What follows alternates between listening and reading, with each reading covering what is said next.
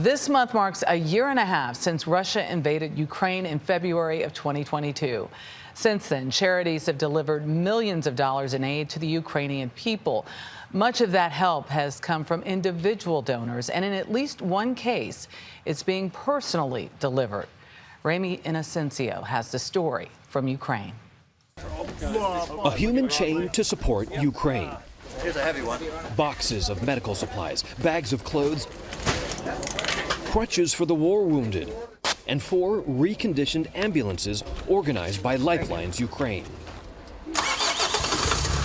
All making the long-distance drive from London to Lviv. More than 1,200 miles in 2 days across the English Channel, skirting France, through Belgium, Germany, Poland, then finally Ukraine. It's your first time. How are you feeling? It's hard to believe I'm standing here. Terry Mangan is from St. Michael's on Maryland's eastern shore. We had 8 of us driving in the 4 ambulances. It's kind of the equivalent of driving from where we live on the East Coast to Lincoln, Nebraska. But that was just half his journey. He had first flown from Washington, D.C. to London to join up with this convoy. What motivated you to make that journey across the Atlantic, across Europe? The frustration that I hadn't really been able to do anything, and then finding out that my dear friend was doing what he was doing, it required no thought. His dear friend is Phil Fletcher, his old roommate at Georgetown University. The humanitarian need in the Ukraine remains extraordinary.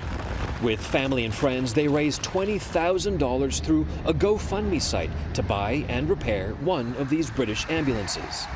The suspension is fixed, tires are fixed, various spare parts are replaced. It's probably 3 days to a week to get it done.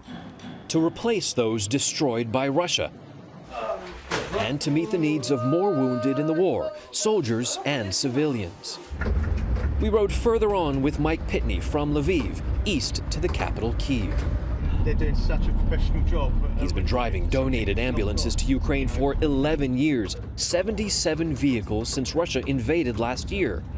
His experience makes him the go-to guy for charities who want to get assistance in. It must be so emotional for you coming every single time.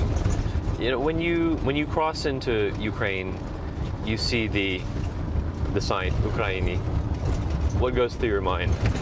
There is a certain amount of feeling like home. I mean, I don't know why I'm about to confess this, but one of the times I came in after the longest break because of the war happening and COVID, etc., I actually got hold of a handful of soil, and it was only for me because it was just sort of like, oh look, I'm back in Ukraine kind of thing.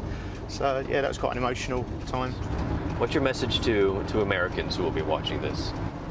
What you've got used to, because it's on the TV, it's followed by media, etc., will seem very old to you.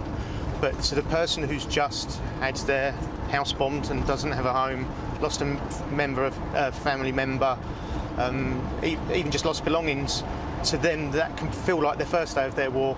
We hear you. We hear your pain. We're here to help. We wish this would end. With the end of the war out of sight, There we go. Terry is proof it can be anyone's first day to support, just like him. That's a heavy one. For CBS Saturday Morning, Ramy Inocencio, Lviv, Ukraine. And that is what happens. You get desensitized because we do see it every day, but it is a new day for everyone who's there. And there's a reminder. Yep. Absolutely.